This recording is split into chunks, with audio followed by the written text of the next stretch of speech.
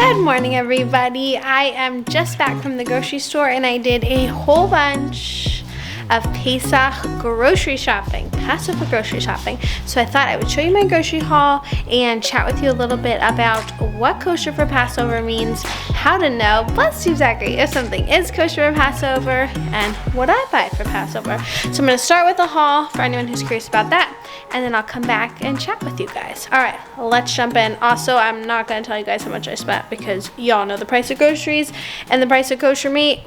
But I did see someone on Instagram, I can't remember who it was, talking about how spending for Passover, like, because it just does require some money if you're hosting Seders and, you know, switching all your food over, is part of, like, just showing your love and commitment for what's meaningful to you. Not that it should be that expensive, but that, like, you know, it's just a priority in your budget.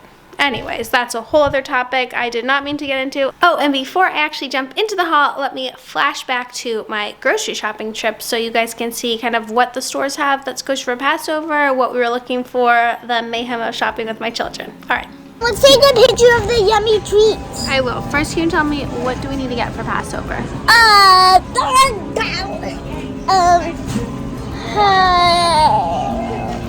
Shank bone? Yes. Yeah. Salt, water, ingredients of soup, and 4 cups of wine. Here's the Passover section. I'll show you what they got. And this is how you know that it's kosher for Passover. Those looks like cakes and macaroons, jellies, chocolates. Yeah, these are all kosher for Passover. Wine and juice. And look at all this matzah. $4.99 for 5 pounds will work just for. And then here is all the savory stuff. Gefilte fish. Why do we need candy? Why do we need candy? It's just to eat on Passover. Look at this giant thing of gefilte fish. I've never seen this. This is my hand for side reference. What else do we got? Borscht, candles, and then just some random Israeli food. Okay, then there's also gluten-free matzah, which is different than regular matzah. And there's also shmura matzah, which is a whole nother thing entirely. Remind me to talk about that more later. And then we've got chips, bamba, so all of this stuff is certified kosher for Passover, but this is marked Kitniyot. I'll talk about that too. Right, Zachary? We've got chocolate-covered matzahs, which I prefer to just make at home, although it does interest me, but look at the price tag on it. And then, once again, just to show you guys that these things are kosher for Passover, this is what you're looking for. That is the Kosher. But here is more kosher, harav, no kitniyot, and gluten-free. Dark chocolate Passover Seder plate. Underestimated how loud my partners would be for this, but look at this. I love Trader Joe's hydrangeas. These are still, let's see, $5.99 for hydrangeas. They started getting the blue ones, which I love for Passover, and also the orange ones. Okay, and now for the haul. Okay, so let's start with the big stuff, which is the kosher chicken and meat. So for my Seder's dinners, I'm planning to do chicken and meatballs. I was going to do chicken and brisket, but they did not have kosher brisket. I asked Trader Joe's, they said they might get it in. So if they do, I will switch up the menu. But this is actually less expensive anyways. This is the ground beef. So I got 2 of those for meatballs and then chicken. It's like a sweet and savory meatball, by the way, not like marinara. So that'll be the bulk of it. And then tons of potatoes, lots of Pesach recipes have potatoes in them. Potato kugels, potato everything. Lots of potatoes. Then we got these Dr. Brown's. Okay, then these are the Dr. Brown's cream sodas. This is like very traditional Jewish American Passover. Like we had these at our Seder every single year. There is a whole thing about corn syrup in the sodas. I'll get to that at the end. This is another very traditional Passover dessert, these fruit slices. I hated them growing up. I thought they were gross, but now I don't mind them. They're expensive, but you know, cashew caramel clusters, and then 2 mixed cakes. I stand by that red velvet. Box cakes for Passover are delicious. Like, as good, if not better, than regular box cakes. Maybe better. I'm not kidding you. Okay, and then I bought these throwaway tins. I never use throwaway stuff when I'm cooking, like this kind of thing. But because I'm cooking ahead of time, you know, to like prepare for everybody, I think it'll be a lot easier for me if I can just put things in here. And because I'm hosting 2 Seders, I think I have to like clean up and then get ready for the next Seder the next night. It'll just make things a little easier. So I did a little splurge on that. And then here is the matzah. I'm hoping one of these is enough. If I wasn't hosting Seder, like 1 little box would probably be enough for my family, but that should be good. This is the PJ Library box. Check them out for free Jewish books for children. I'll have the link. You guys know I work with PJ Library all the time. Lots of apples for charoset. This was a little splurge. It's a chocolate Seder plate. What? I actually remember seeing this before, but I've never purchased it. It's just fun for dessert. It's something special. Jelly. This is probably not marked kosher Passover. It's just kosher, but it just has fruit in it. This kind of thing doesn't bother me. I'll talk more about that. I love having matzah with butter and jam. That's my favorite. Okay, some chicken broth. Eggs. Everyone at the Seder gets an egg. I will probably need to stock up on a few more. And then horseradish and beets. This is for the bitter herbs for the Seder. This is my favorite one. You can get the white one. It's a lot stronger though. I like this one. Some gefilte fish. We actually have folks bringing gefilte fish for the Seder, so this is just for later in the week. Grape juice, lots of grape juice for the kids for the Seder. Then we have matzah farfel and matzah meal. These are ingredients for things like kugels and cakes or whatever you want to make for Passover. Instead of using flour, a lot of recipes ask for matzah meal or matzah farfel. Then macaroons, not to be confused with the French macaron. This is a Passover macaroon. It looks like a little mini muffin almost. I actually never thought of, my son thought of that one. I was like, yeah, it kind of does. Does not taste like one. Not my favorite, but traditional. And then some matzo ball soup mix, just to have around for the week. I got some Shabbos candles, just because. Paper plates, so I mentioned we're gonna be hosting a lot. I'll mostly be using my dishes, but just a few paper ones like for desserts and extras and things like that. Some napkins, and then some plastic cups as well, just to make hosting a little easier.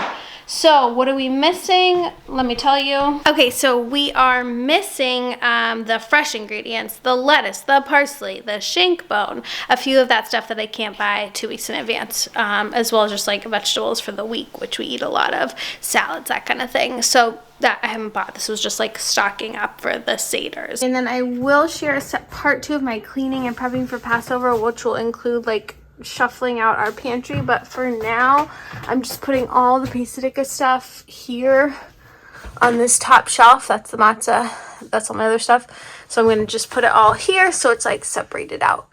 Okay, so that was my Kosher Passover grocery haul, and now I thought I would chat with you guys a little bit about what Kosher for Passover means and how different Jewish people observe levels of kashrut for Passover. So there's a wide range. I'm sure if you've seen the show Unorthodox, you saw where in her family's kitchen everything was covered in tinfoil. So some people have an entirely separate Passover kitchen, literally in their house, a kitchen just for Passover. Some people will cover every single surface. They might use foil or something else, and some people will just really deep clean their kitchen, and some people will do nothing at all. So there's a wide range, and that range continues into what food they will eat. So some people will only eat, by the way, if you hear my dog tap dancing on the floors, that's what that sound is.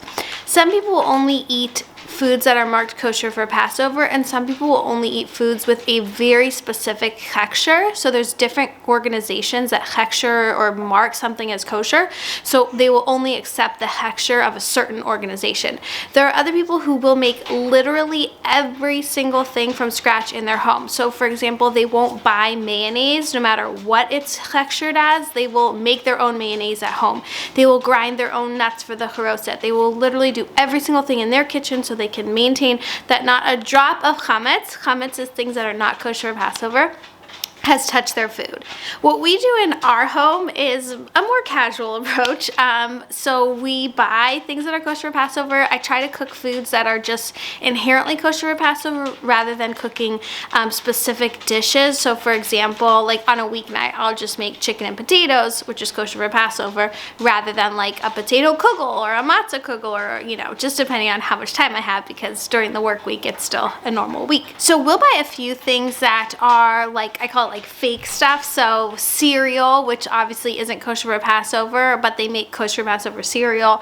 They make kosher Passover everything, really. Especially if you live in Israel, you can pretty much just swap out everything. It's just a lot more expensive and doesn't taste as good. But I try not to buy too much of that, because to me it kind of defeats the purpose of the holiday, which is to, you know, change your diet up and like physically experience part of the elements of the, you know, journey from slavery to freedom. And it also is just really expensive and doesn't taste so good. Popping back on, because there's two things I mentioned when I was grocery shopping that I forgot to get to in this video, because the subject of kosher for Passover is so extensive and deep that there is just more and more layers. But two things I did promise to mention.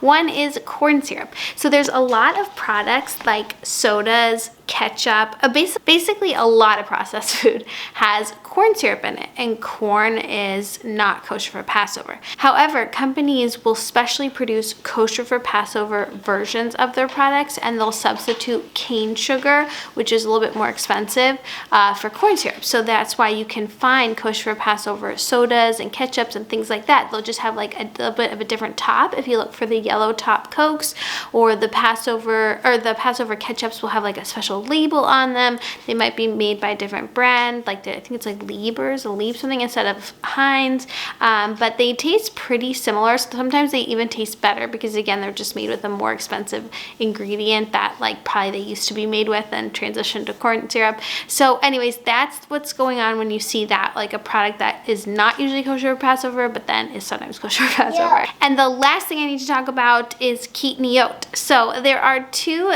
geographically different groups of Jews. There's actually many, but there's Ashkenazi and Sephardi. So Ashkenazi Jews came from Eastern Europe. They look like me, and traditionally we did not eat Kitniyot on Passover. So Kitniyot are legumes, which are beans, and it also includes rice and things like that. And Ashkenazi Jews did not eat those on Passover. Sephardi Jews did. So Jews from like Persia, Africa, Western European countries like Spain. So recently, in the past few years, some groups of Ashkenazi Jews their rabbis have said that it is okay to eat Kitniyot on Passover, and there's many reasons for that. One is like unity within Jews, and the second is that I've been talking about this whole video how expensive Passover can be, but if you can eat rice and beans, that really expands things and makes it a lot less expensive and a lot easier for people to keep Passover. So that's the deal with Kitniyot. So things like peanuts and peanut butter are normally not kosher Passover unless unless they're marked, unless you eat Kitniyot. So that's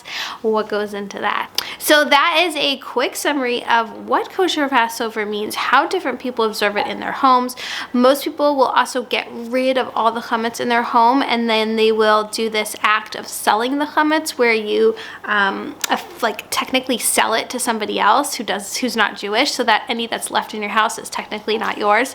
There's all sorts of funny things. Bless you, Zachary. There's all sorts of funny things like that. And the night before the Seder, people will there's other like blessings to say as you like go through your house with a feather and a candlelight to get rid of all the last chametz crumbs. So there's lots of that going on. I will share more in my hopefully next video about like final preparations for Passover, but I want to give you guys a quick overview and talk about what we purchased so far. So thanks for watching this video. Let me know if you have any questions, if you want to see more, and I'll see you in my next one. Bye!